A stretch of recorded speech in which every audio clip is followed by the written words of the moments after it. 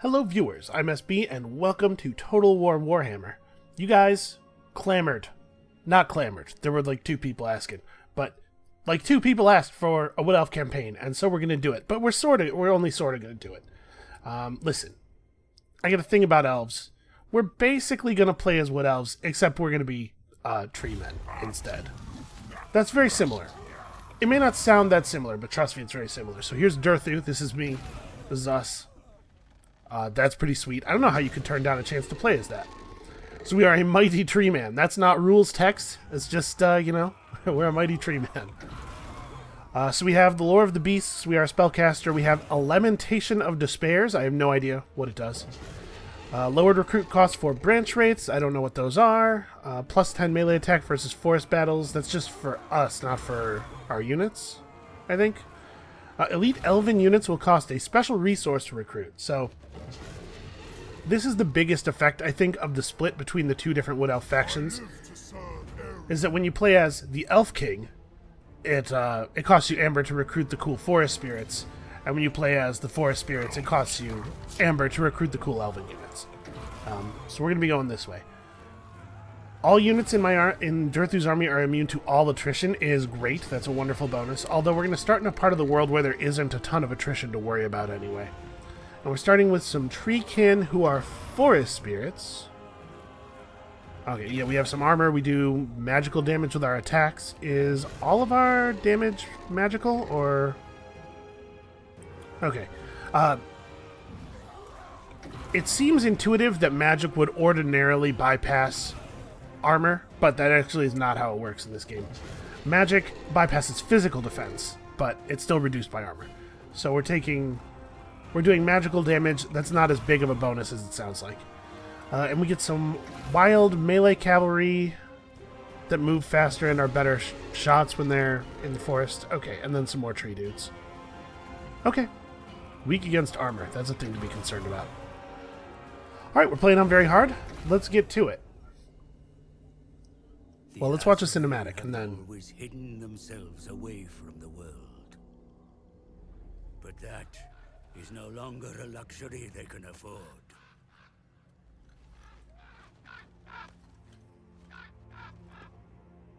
This is why the spell singers have sent for me. The world roots begin to rot, and enemies prowl the sacred groves. Athelloren is in peril if the Wood Elves do not act. Summer is long gone. Now is the season of war.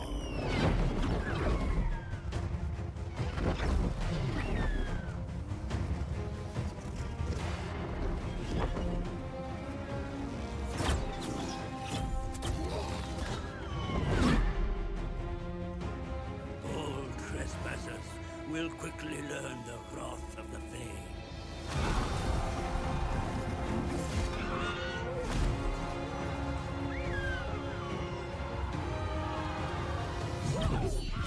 Even the spirits of the wood have been roused to war.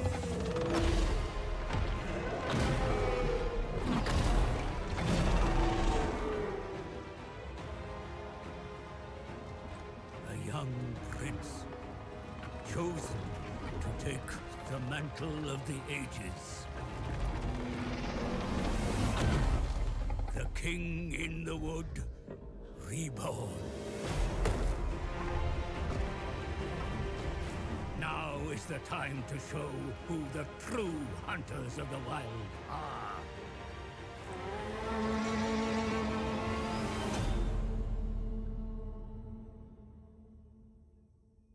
Well, that was a little bit more grand than I think a lot of these are. A lot of intense, epic music and stuff, but we're probably going to spend a long time just sort of screwing around in the forest and ignoring the world around us, so I'm not sure that it's that big of a deal, frankly. Anyway, I don't know a ton about the Wood Elves mechanically. Really, all I know about Warhammer Fantasy Wood Elves is that they're a fun Blood Bowl team. Eldest of the ancients, I come to offer assistance in these dark times, to help you exact revenge on the enemies of Athelloren. To the north, The Bretonnians lie in wait. We must tread carefully, for their expansionist desires are well known, yet they could be firm allies against other foes. Furthermore, greenskin incursions are increasing, defiling the sanctity of the forests with their filth. The only answer is war. Move against their mountain hovels and end their sorry sorties into your lands. To the west, the beastmen herds are massing. These cloven beasts will desecrate everything, including your sacred woodlands, unless stopped by force of arms. You must turn the tables, take the hunt to them. The taint of chaos must not despoil the King's Glade. Though the men of the lowlands know the price of intrusion, they still trespass upon your hallowed groves. No more. Drive them from the forest's edge. Age has made you twisted and furious, Father of the Forest. But this rage makes you mighty. Go now. Smite the unworthy. Defend Athel Loren. Yeah, Twisted and Furious sounds right. It kind of sounds like I hate everybody everywhere and have no friends. I mean, I guess I'm a giant tree. Is this going to end? Or what's... Okay, there we go. It's a weird little hang at the end there. So at the center of the realms of Athel Loren lies the Oak of Ages, beating heart of the forest and the sacred shrine of the Asrai. From the mighty oak, life flows into the forest and through the world. Ensure that the withered Oak of Ages has been built to get money. Okay. So what's our deal? The Oak of Ages must reach its highest level. Use Amber to upgrade the mighty oak. Amber is produced each time a settlement is occupied, a quest battle is completed, or whenever a military alliance is forged. Occupying a major settlement provides more Amber. Oh, occupying provides more Amber than you get through alliances, so really we want to fight people. Wood elves can occupy any settlement, but Amber is consumed by buildings, technologies, and units, and not having enough Amber is a real bad thing. Okay, I can figure that out. So what's our actual win condition? Our actual win condition is get a flourishing Oak of Ages and then win a quest battle. I do like these later campaigns that have a quest battle at the end. I think this gives a good, like, climactic cap. So what's up with the Oak of Ages?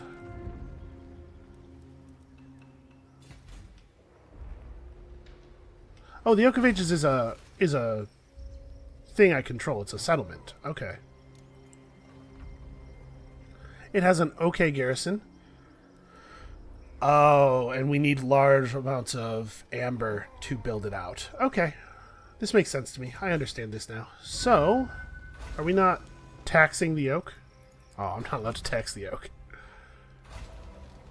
So what's the situation at home right now? The situation at home right now is that we have no income. We have a building that allows us to make dryads and can eventually... Oh, branch wraiths are heroes. This is the unit that we have an upkeep bonus for. And that one's just called a tree man. Well, that's going to be confusing. It's like if the top of Orion's roster was a unit that's just called elf. Alright, well. So dryads don't have a lot of armor. 26 or 30 melee attack, 33 weapon strength. So those are pretty okay units, I think. These are monstrous infantry, so they're probably large. And it looks like they cause terror. Is there a way to pin that? Nope. I can right click on it and open up this thing now. Alright, come on. They cause fear. Charge defense versus large. And immune to psychology. Okay. So we probably actually have a lot of units that don't experience fear. That can be handy. Alright, we have Glade Guard available to us. As we upgrade this, we're going to mostly get... Yeah, just building slots. Like, the garrison's fine all the way through, and it doesn't really provide us a lot of income or anything. Oh, we have a lot of different kinds of buildings. Okay. It's worth noting that the building up this central building is also going to cost us Amber. I wonder how much Amber we actually have to spare. Because obviously building up our structures is important. Our tech level and everything. But I don't want to slow down my work on the Oak of Ages by too much. So as far as military structures go, we have here Elf Building and... Oh no, there are two Elf Buildings. Okay, so this one is like melee Elf Building and this is the Archer Building. Okay, and there's a hero up at the top of that one. Here we have some cavalry. Sisters of the Thorn cost amber. Probably just for us, and if we were elves, tree men would cost amber, I bet. Oh, I moused off of that. We can also get some cool eagles. And a forest dragon. I want a forest dragon. Alright, walls. Different kind of walls that really doesn't... What is the value of this building? And then this at least upgrades your garrison. This is a strange building. It makes your melee or makes your ranged units more effective. Well, your melee units a little bit too. When you're being sieged, I can't imagine why you would want these. Maybe we get attacked a lot. Okay, that building produces 800 income, so we're building that.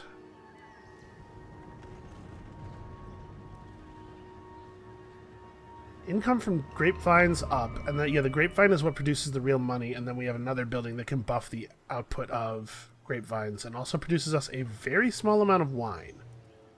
Do we have wine? The wine icon isn't here, so I guess we can just get wine wherever we feel like it.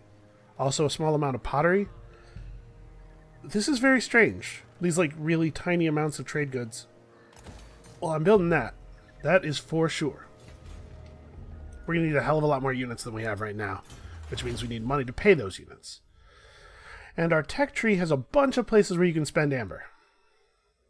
Okay, that seems... Well, we have to get this. So income from all regions. Wow. That's a lot of growth. And diplomatic relations with the Empire. Interesting. So each tech has an offshoot that costs 400% extra income from ports. Wow. We should probably try to go take a port and then work our way up here. This requires us to get a building and can give us extra diplomatic relations. So do we have... Yeah, it looks like most of the other player forces have a tech associated with them. Wow, income from raising and post-battle loot up considerably. Enemy siege holdout time -4 is great. That looks really good. And this is just extra ability to murder beastmen. Oh, that's the other thing I know about Warhammer Wood Elves, is that they really don't get along with beastmen. Nobody likes beastmen, but it's even worse for these guys. So I think we kind of want this. I think we want to get a port and make this happen. Alright, we'll make another tech decision in 4 turns. Oh, and we have an office system. Just like the humans. Plus 10 leadership when fighting against dwarves. Once we've constructed the Druthandor building, unit experience for its army, it increases the tech rate. Okay, so we want that. Tech rate is pretty important in my opinion. Druthandor. This building. Okay, the office that is unlocked by this building doesn't seem to be quite as good, although improves the economy within its region is pretty vague. If it's a large enough bonus, I could see being interested in that. Enables trade with non-Wood Elf factions and reduces chaos corruption. I can't trade with non-Wood Elf factions by default. Okay, that's good to know. Increases the amount of agents you can recruit. Okay, that one seems less important. Let's try to get this under control. Druthandor. So I have to find a building that is named Druthandor. Hold on, let's look at this. Oh man, there's so many different buildings we have to have a scroll bar. Okay. So this building just gives 5% extra movement range to all of our armies and our heroes. That's pretty good. This is less exciting, but I guess another tech is locked by that. Oh, and these are... Okay. So even before we get the Ancient of Druthandor up, just having this building is good. Minus 5% construction costs. I'm assuming that only affects gold. 5% wouldn't be even one whole amber in any case anyway.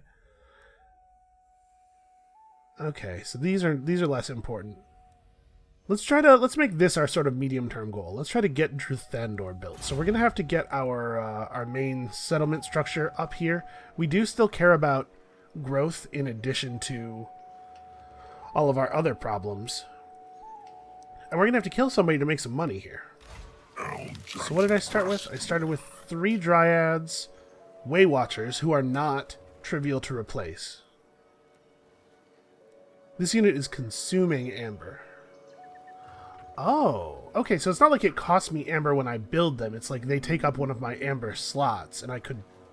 So it's not really a big deal to make these elite units because you can at any time banish them to get the amber back. Okay, that makes me a lot less reticent to spend it. Yeah, go and join the army, probably. What's your deal exactly? Inspire populace, which is plus approval, right? Yeah. And you can also discourage enemy populace, assault garrison. Okay. Do these guys kill people very well? They have champion available here. It looks like they don't have... Oh, that's pretty good. Extra money from battles. I like that. It looks like they don't have a lot of the things that make good map action heroes, really, but you might want to push one of them up the blue line just to get 30% extra post-battle loot. Okay, so you're a fighting hero, so let's use you as a fighting hero. Get in here and let's rumble. So I know it's taken me a long time to actually get started here, but hold on, I want to make sure I understand our position. So we are currently at war with all of the Beastmen and Karak Norn, which is in the mountains up here, I believe. Or is Karak Norn... Oh yeah, Karak Norn's over... Karak Norn's the region that starts fighting with the Crooked Moon. Okay. So immediately to our east, there's mountains between us and them, but they have that movement mode that lets them travel underground. So they could get over here at any moment if they wanted. It looks like we also have that same thing. So I don't know, maybe this is where we should start. Try to find an opportunity to take out Karak Norn. Right now they're sitting on 8 units with an 8-unit garrison against my 8 units. So if I was going to go for something like that, why don't we try... It's actually inconvenient to walk to the eastern edge of my own territory.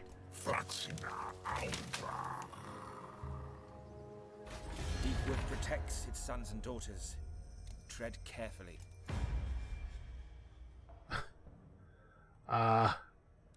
No, I don't really care if you join my war against an army that I don't even know the position of. Well, I don't really want to trespass right away, but I do want to get as far to the east as possible so that we can burrow under the mountains at a moment's notice in case the goblins distract the dwarf army.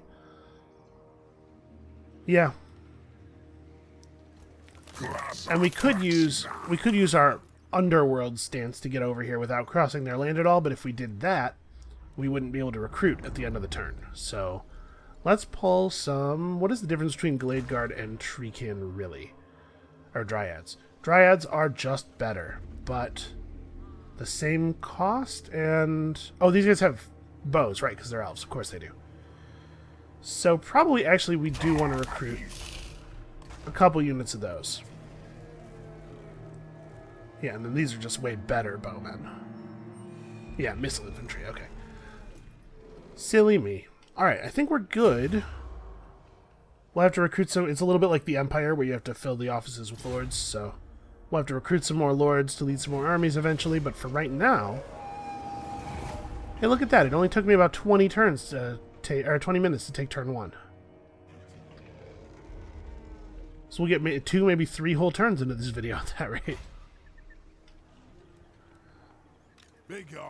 Alright, they're mustering 2, unfortunately.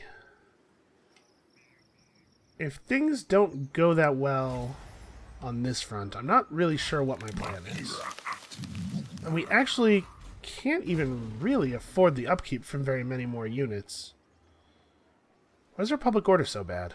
Oh, yeah, public order is just -8 on very hard. Huh. So the first Oak of Ages upgrade, what do these actually do? They increase my public order faction-wide, they lower the upkeep for all my units, and they reduce corruption. Oh, and we can't confederate anybody until we have the 3rd level. Okay. And at the top levels, you get some extra hero recruit rank as well. Alright, so we've got to find 5 amber. I mean, maybe we just take on some of these other elves? Wow. Elf garrisons are large. His garrison's not too big.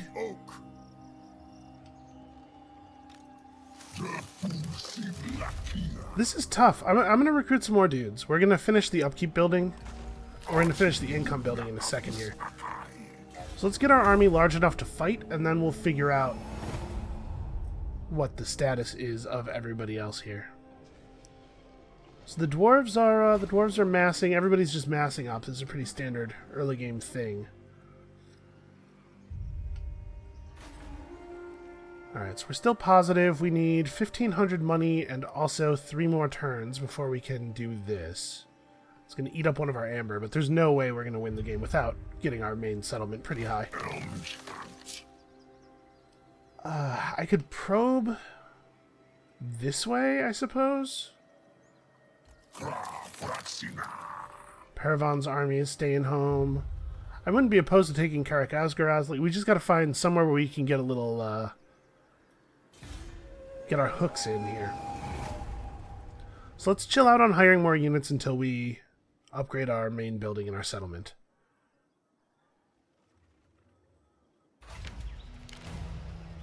The Jagged Horde tribe have already been obliterated. That didn't take long. These guys are still mustering, and they don't love us.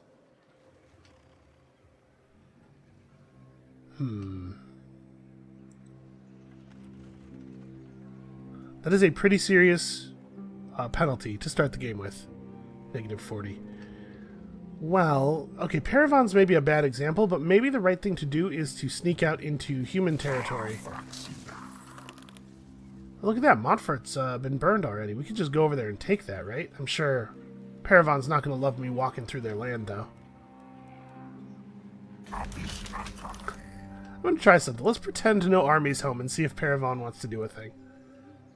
It would be pretty okay if Paravan rushed us here.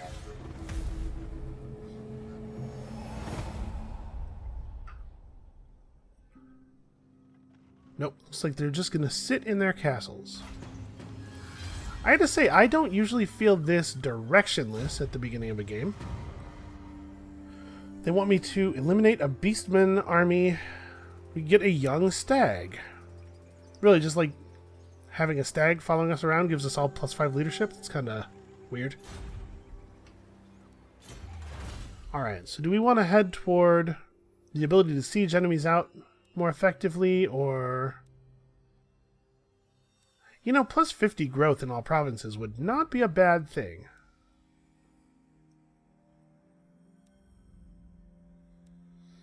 Diplomatic relations with the Bretonnian kingdoms also probably is not a bad thing. Let's go this way first.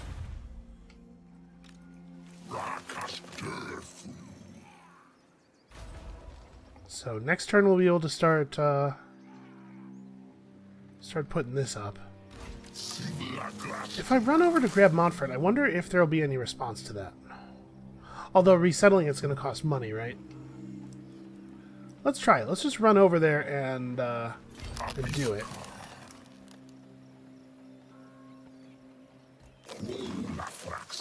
And Paravan's not going to care for this, but let's see what happens. Because I don't know how else we're going to get any amber. I certainly can't defeat any of our neighbors right now. We'll just go take some amber here. We'll watch Karak Norn. The dwarves are going to have to fight the Crooked Moons at some point, and when they do, we might be able to do a thing. The lords and ladies of Athaloran gather every so often to discuss and determine the future of the Asrai. Is this just a word that means wood elves? Their word, once the debate is concluded, is proclaimed throughout the forests and enacted immediately. At this moment, they have decided that more funds are required if Athaloran is to prosper. Hey, I just got 1,500 money. That's pretty welcome. Alright, so let's go ahead and spend an amber here. I think this is a reasonable thing to spend it on. Okay, I will gain amber. That's weird. The gain is right next to the costs and there's no visual delineation between them. It is really expensive to settle up a new city. Why is it so expensive? Also, what's up with Karak Ziflin? It seems to me like there's maybe a a lack of defenders that we might be able to take advantage of. We also could go after the Crooked Moons. Karak certainly is a little bit more promising of a target than Ziflin, what with it being not walled and everything. And this army that's here is not actually marshalling right now, mustering. Let's move right up close to the mountains, and if this army moves further away, we're going to tunnel under and come in on them. And for now, we're just waiting, man. This feels... I don't know, this feels pretty unlike the other campaigns. I feel like I have obvious direction at the beginning of the other campaigns. Well, they're further away than they were. I think they're probably going to resettle that. That's fine.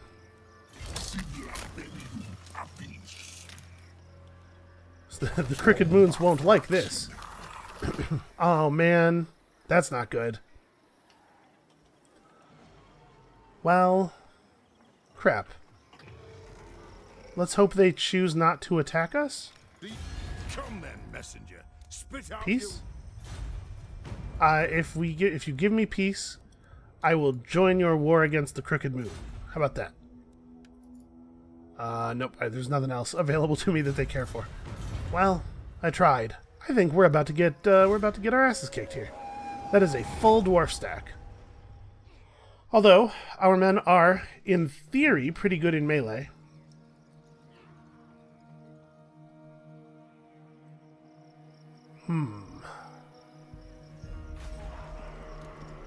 Really, it has a garrison already. I thought that after you took something over, it was emptied out for a turn.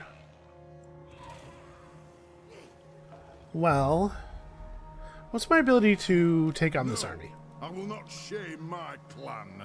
I can't really see anything about it. We can't see the degree to which his units are injured unless we can see exactly what the unit is. So this is the only one we have actual information on. But this might be the time. Little attack of opportunity here.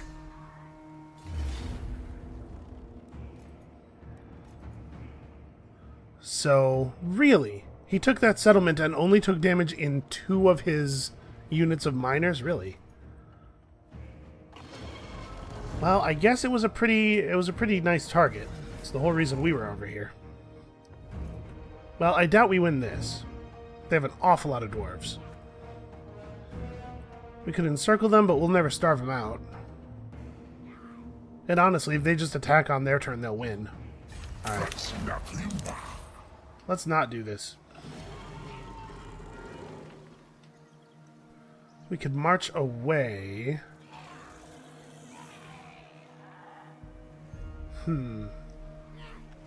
Now I'm a little bit less inclined to turn on the Crooked Moons because I kind of need them to succeed a little bit. I really don't need these mountains becoming a unified dwarf hold. Well, I guess let's just run as far as we can and prepare to burrow back under the mountains. This feels like a lot of wasted time. But, oh, we've unlocked 2 new construction slots. Oh yeah, every time we level up our settlement, we're going to get... Okay. So... all regions in adjacent provinces get a big bonus to grapevine production, but it doesn't say that it helps this region, so I will assume that it does not. We are about to have a rebellion here. I think I'm going to make a trapper's den for the bonus growth. Try to get our our main settlement level up quickly. And then what can we put in this slot? The Roots of Gyron, which will give us access to our casters. Man. That goblin army just shouting over and over again is kind of annoying. Extra movement range for everybody. Which tech is it that this unlocks? The extra movement range one, of course. Yeah, that's not bad, but we don't need to do it for quite a while. What else can we build that would be, like, meaningful? Not really a lot of stuff, actually. So these give us access to slightly better units, but not anything I care about, I don't think. Glade Guard with various types of magic ammo. Poison ranged units can be very useful. You know what? Let's make a Glade Guard hide.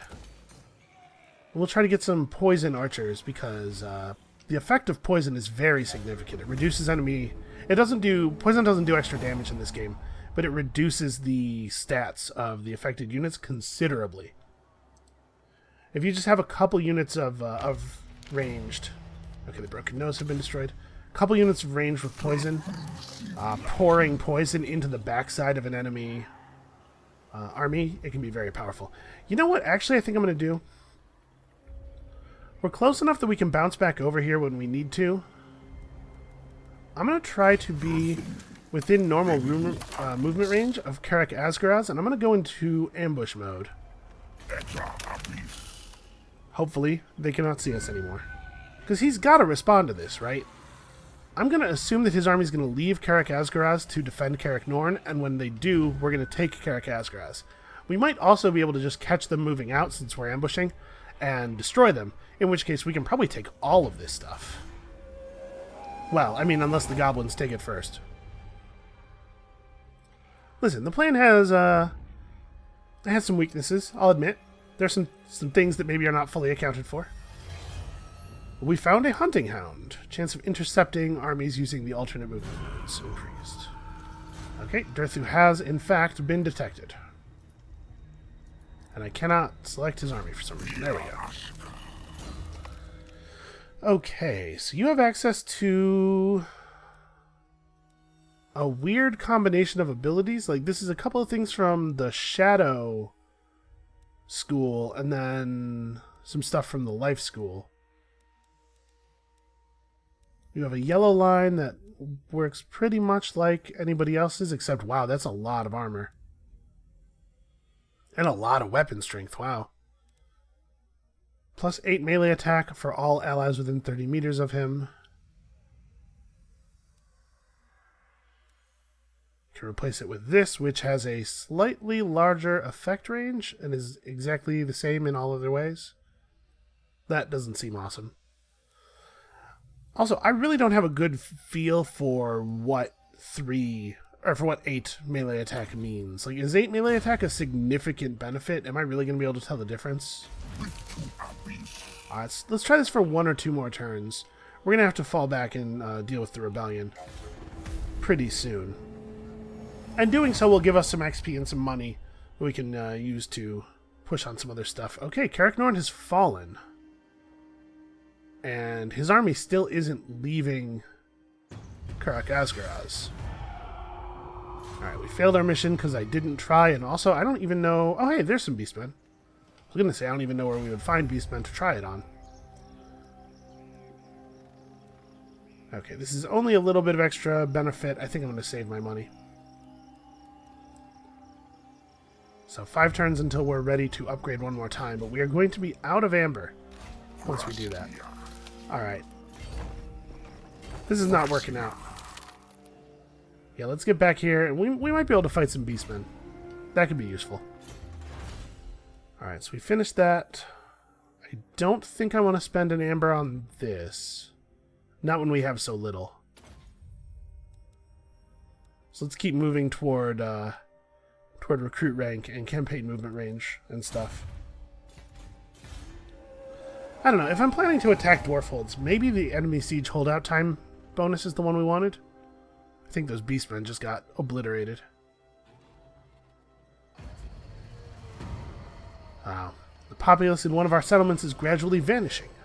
On certain nights, whole ghettos or districts are left abandoned. The only clue for the remaining denizens is a triangular symbol daubed on a nearby gate or wall. Gee, what could that be? Okay, upgrading this will give us access to Deepwood Scouts with magic damage bows. The reason the magic damage might be significant is that dwarves have a certain amount of innate physical resistance. Okay. Well, it might be good to have access to Waystalkers. I think this is probably worth getting. Let's get the best ranged troops we can get. But yeah, we just have a lot of enemies who are built up, hiding in cities. and effectively unassailable. And there's not really anything I can do about it, it feels like. We could go... Actually, Paravan's army is gone. We could declare war on Paravan and start sieging. Unfortunately, it's going to take us a couple of turns before we're ready to actually attack. Only the Grail companions of old could hope to best me, yet you would try with words. Ooh. I think he must have lost his army fighting those beastmen. Well, let's do this then. Target of opportunity. Oh, we'll win right now? Sure, do it. Alfred Worm Killer. You leave those worms alone. So we could, wow, we could loot it and raise it, and then just resettle it ourselves? I bet resettling it is less expensive than that, than 10,000. I bet this is a net gain. So we've gotten a Royal Standard Bearer and a Dryad Spy, and actually, I just realized that I forgot to equip our Hunting Hound. Okay. So we have a skill point available. Weapon strength plus 5% for all units, all forces faction-wide. That is spectacular. That's very exciting. We're going to take plus 10% movement range, because I always do, because it's always right. Alright, so next turn we'll be able to resettle that, and I bet we will net a profit on this deal. Ooh, but... maybe I want to turn off taxation for a minute. I don't want the rebellion here to happen until we're ready to fight it. So this will give us 3 turns. We'll resettle this. We'll sit in it for a turn to heal up. And then we'll come back. At least Paravan available to our enemies, unfortunately. Yeah. We made a lot of money on that deal. Okay, so what is the deal? An Asarai Lookout, a leafy vantage point from which we control our new territory. So this is not a real building, right?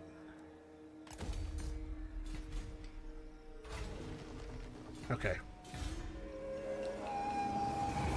I suppose this would be a good time for Artois, I think is who these are. This would be a good time for them to declare on me. Let's see if they take it. They might be busy. It's possible they're fighting Karak Ziflin or something. Goros Heartrender is over here and he's ready to fight. The key to better relations with potential allies lies in raiding enemy territory. So we could raid Carcassonne to get better relations with the Wood Elves. I'm not really that concerned about it. So Quenelle is the last vestige of Paravan, but we just don't have the time to go after it right now. If I... Nope, even if I sprint, I won't make it back to the Waterfall Palace. Shoot, we're not healing as quickly as I would like. I don't have access to quick recruitment. So what can I build here? 50 income and marble for trade, although it's a real amount of marble, not those weird tiny little amounts of resource we're getting. Casualty replenishment rate way, way up. Recruitment cost down for local armies.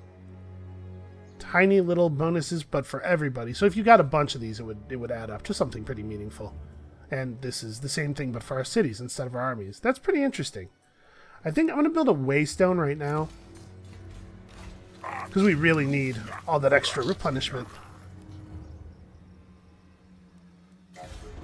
We might have to spend a turn sitting here healing while the rebellion is in our territory, which I kind of hate.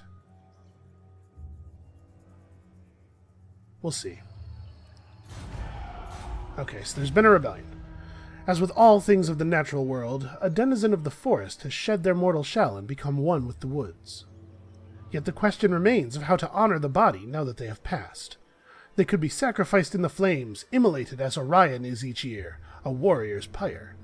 Or the body could be planted deep within the ground, allowing the hungry roots of the deepwood to draw strength from the moldering remains. So we could burn the body to reduce the upkeep on our units for a little while, or we could lower recruitment cost. I guess These are both fine. Let's do this. We can build up a little bit of money. So there's 8 units in this army. They have units that are fancy enough that they would require amber. Okay, what I'm going to do is move all the way to the edge of this territory. Now that the rebellion's happened, we can turn taxation back on with no ill effect. And unfortunately, this does not give us the ability to... let's take this. This will still be meaningful while he's in an army. We can't do any recruiting here. I mean, I could just cross into the Waterfall Palace region and start recruiting. How far can they move in a turn? Yeah, okay. We won't be able to heal as much this way, but we will get to recruit. They can't move to attack us in the same turn, and then we'll be able to crush the rebellion. And then we'll be able to turn back around and focus on finishing off Paravon. And maybe defending ourselves from the other Bretonnians afterward. It might be a thing we have to be concerned about. Alright, Goros Heartrender is still in the same place, trying to do his ambush. The Ozrai wish to erect a new shrine within Athel Loren to give praise to the gods they so faithfully serve. Yet the question is posed, to whom should this shrine be dedicated? The two frontrunners are Asurion or Cain, yet ultimately the choice is yours. Do you wish to honor the Phoenix King Asurion, wise and just ruler of the Elven Pantheon, or his brother Cain, harsh and ruthless god of battle? I think I want income from all buildings for right now. In these troubled times, the wisdom of Asurion flies as true as any elven arrow. You know what I'm saying? Alright, let's handle this before they build up any further. So we could replenish our units a little bit here, but I think actually what I'm going to do is release the captives. Oh, and we found a dragon helm. That's cool. Yeah, let's release the captives. Okay. Forest Spirited. Ooh, and we've unlocked our first Regiment of Renown. A little bit of fire resistance. I guess that's fine. We got one of those young stags. Oh, we can't quite reach him to finish the job this turn. That's annoying. So I definitely want to take extra replenishment rate. I can see that's going to be a big issue for us. We're going to be on one stack for quite a while, I think. So it behooves us to do the thing that helps us take care of that one stack. Alright, and next turn we can construct the 3rd level of our home building. This doesn't... I'm a little aimless, but it doesn't seem all that difficult. It's not as tough of a starting position as, say, like one of the orc positions where you're in constant bloody combat with dwarves right away or anything. Or even the Empire start. Alright, so we finished our tech. Plus 20 charge bonus for all armies of all factions, faction-wide. Yep, sometimes things just get brutal. I really need you to stop raiding me. Yeah, I'm imagining that releasing the captives for a ransom to their loved ones probably will get us some kind of positive relations with the other elf nations. You know, we showed mercy. We showed mercy to our brothers, sort of. We showed mercy to people who are like us. Sort of the easiest kind of mercy to show, I suppose. Let's get extra income from post-battle loot. We don't really need corruption reduction, especially considering that the Oak of Ages will give us faction-wide corruption reduction as it levels up. And this doesn't seem like a big deal either.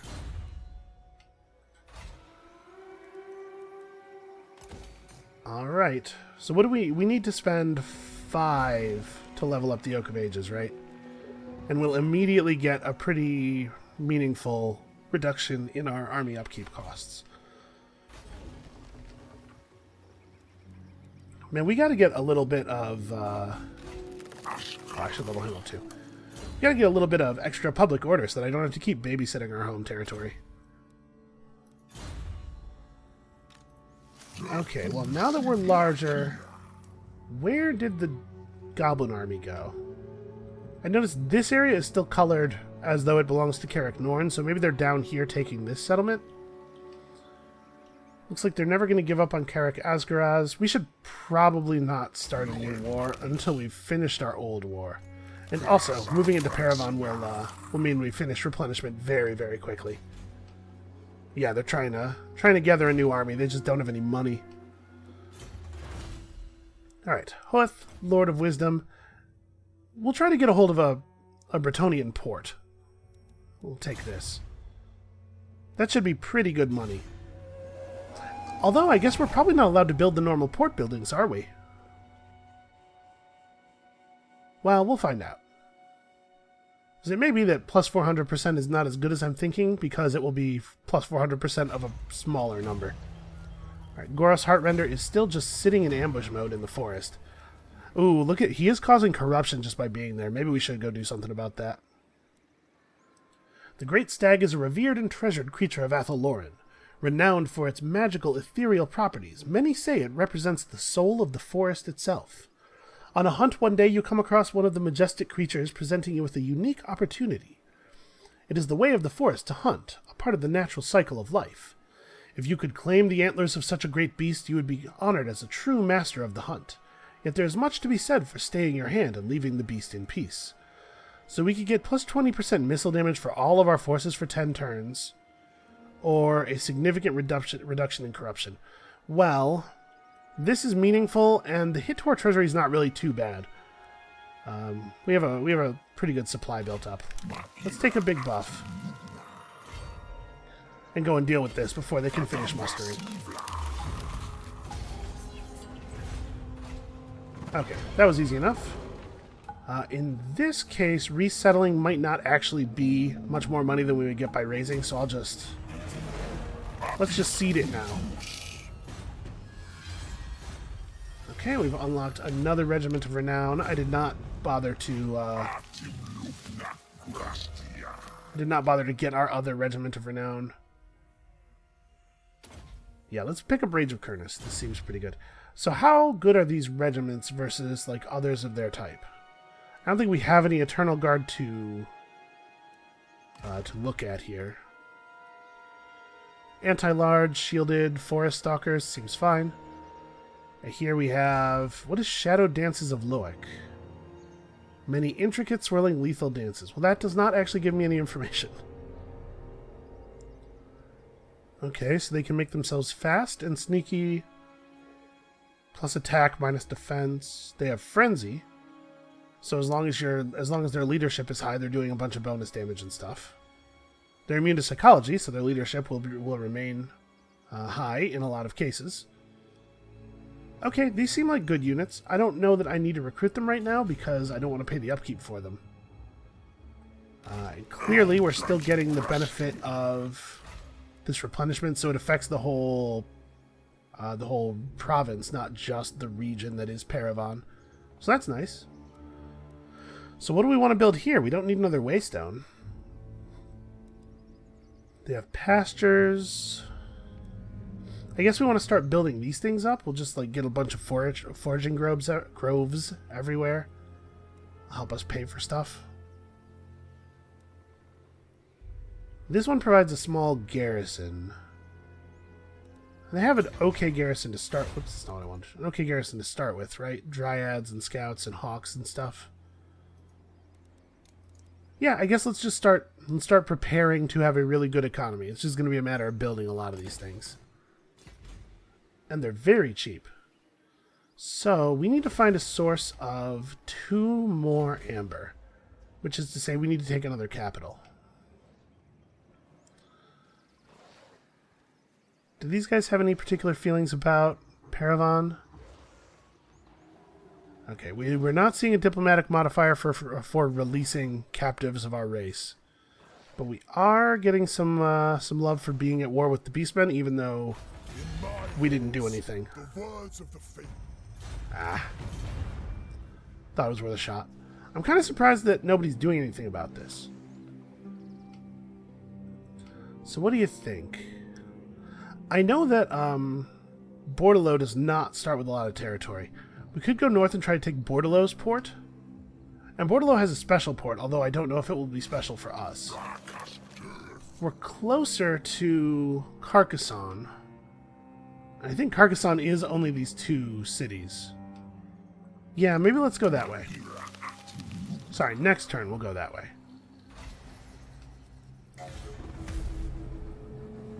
Alright, let's call this for now.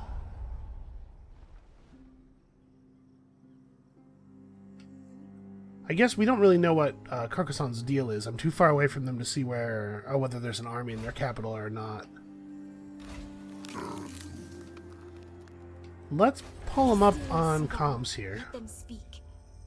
Well, their strength rank is significantly lower than ours, and ours is only 1 stack that isn't even full.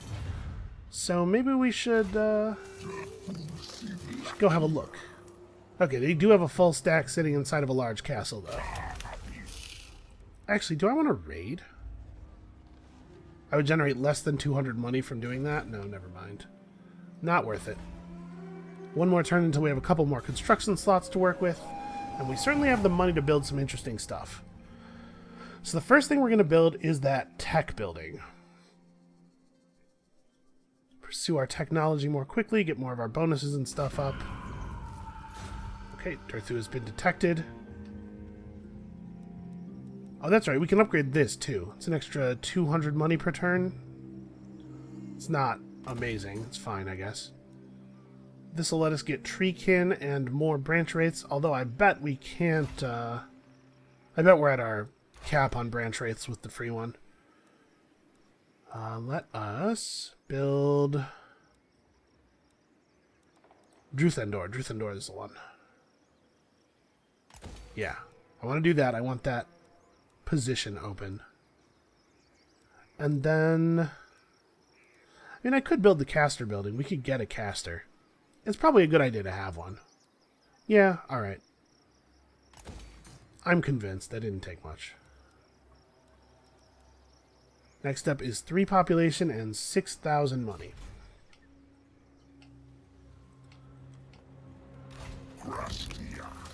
So we're not going to be able to destroy Castle Carcassonne like this. I could declare on them and then go into ambush mode in the hopes that they would see Quenelle as an easy target and go after it. We could also do this. Let's go scout Brionne. Brionne has walls, but it's also pretty small and weak. I think I'm going to attack Brionne. Try to draw that big army out of their castle. Or, if they won't bring their big army out of their castle, at least we get to take a settlement from them.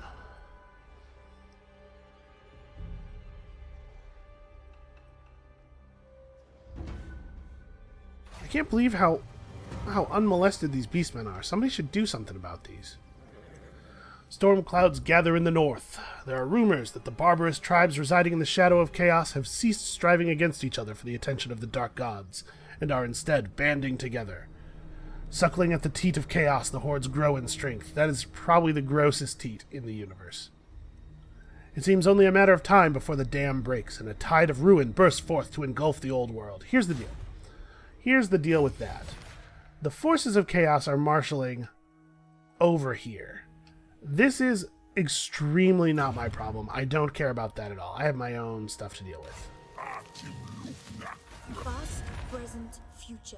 'Tis but a thin veil that divides them. Actually, hold on. Are they at war with anybody? They're not. Okay. I was going to say, if they're at war with anybody, we should go to their enemies and try to make overtures and see if we can get paid for starting this war. But you know what? I'll just declare. Let's do it. They are joined by Bordello. Okay, well. We'll hit Aquitaine too. See if I care. Alright. So we get to fight them without putting up siege weapons, probably because Durthu can just step over the wall.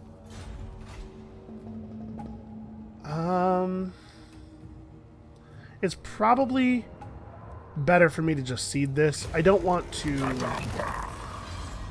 Oh, we killed Fay Lebeau. I don't want to burn it down and then rebuild it because that's going to cost so many of our guys. Growth of the forest is definitely helping, though. 5% is a pretty significant amount of extra replenishment. Okay, we need one more point in this group before we can unlock champion. And then we're headed toward Wonders of the Forest. It's going to be real good when we get it. Okay, so we do get to we just have the Elven Haven. We don't have a fancy port building. So our ports only generate 100 money, but plus 400% is still 400 extra money per turn. Okay, we're going to have to deal with this too. He's just on the other side of that line, but I'm sure he's going to come over here and harass us because the AIs like that. They just hate the human player. Alright, we do only need one more amber to get the Oak of Ages built. Although, if we get our amber and then lose some, like by allowing Bretonnia to be retaken, we will be sorry. Well, I think maybe we should... Let's range north and see what's up with Aquitaine. Oh, Aquitaine has a full stack in it is what's up with Aquitaine. Well, that complicates things. I'm kind of hoping that Moussalon will distract Bordelot a little bit. With any luck. Okay, so we could upgrade this building to do what? Not very much. Just one extra recruit rank for our spell singers. And we're going to have to get somebody back over here to deal with this. We don't have a building that gives public order, do we? Oh, yes, we do. We totally do. It doesn't give enough, though. We're going to also need a technology. There was one, but it costs amber, so I was a little reticent to do it. Well, let's recruit a spell singer.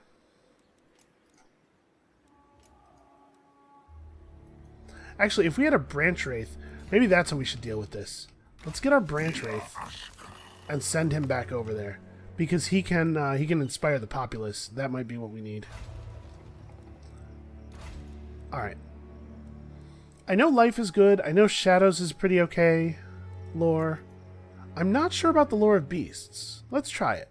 What do we have here? Oh, this is the one that lets you make a manticore. Hell yeah, let's get a manticore.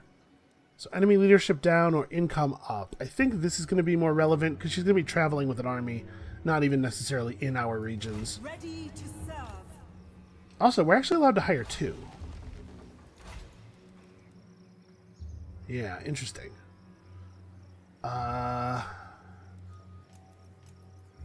Let's also get one of life, I guess. I like life. Life is a strong lore. Spell singer.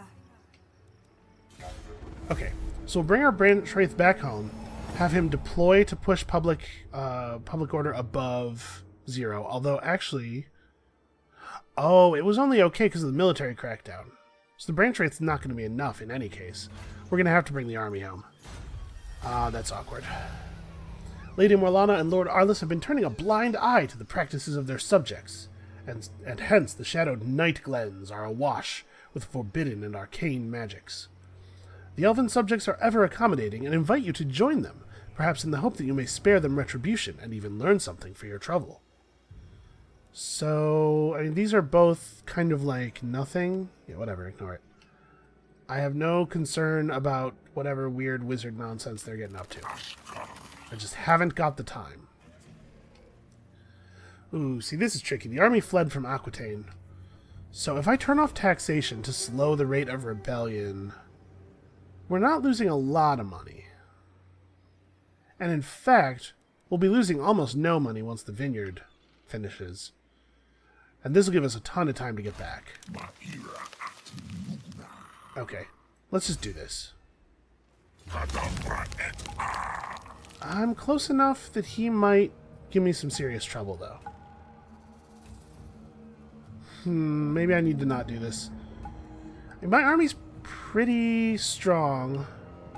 And I bet his army is largely peasants. Hold on, let's break the siege for a second.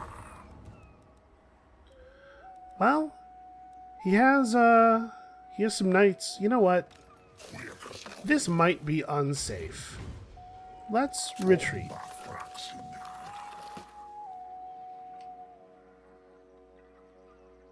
We've got to figure out a solution pretty quickly, though. I think I will still run the branch wraith over here and have him The forest is whispering. have him boost public order in the region. I will not. What? Just get over here. No. Man, wood elves. Okay, so we can get 400 extra income from our port, but it'll get us further from our Oak of Ages, not closer. +3 public order everywhere is meaningful. We're locked here by the lack of Kurnus the Hunter. Or the Temple of Kurnus, rather. Alright, let's start doing this. We do need to build that temple, don't we? Well, we'll figure it out.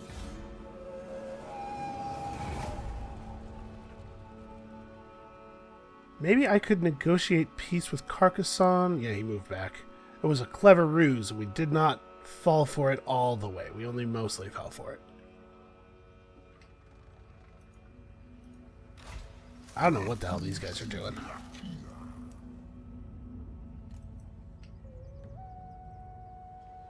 Okay, so they're still just parked in their little city. I don't know why they're not responding to the loss of Brion. What would you have of me? Eldrazor, honor me. We shall unearth great relics. Okay, that's almost a full army.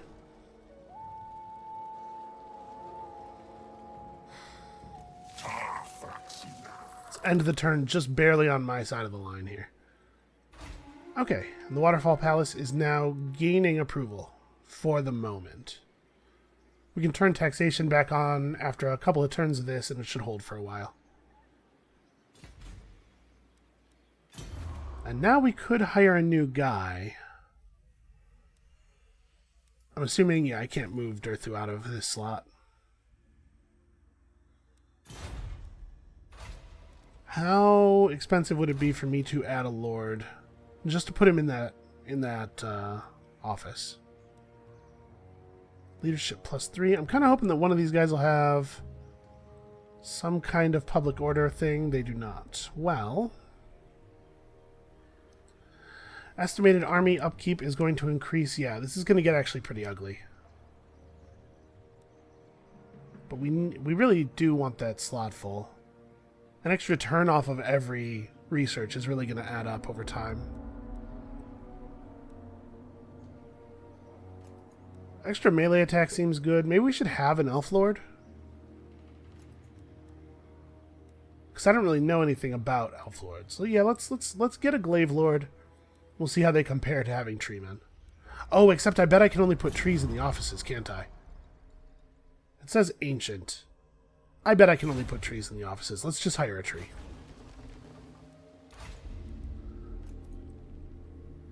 You seem like a pretty good one. Oh, tree men are considerably more expensive.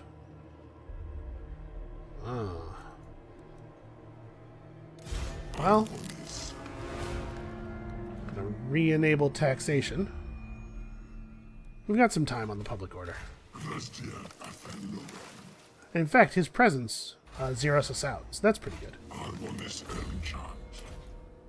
Okay, can we... No, there's nothing in here that gives a bonus to the amount of money produced by local structures.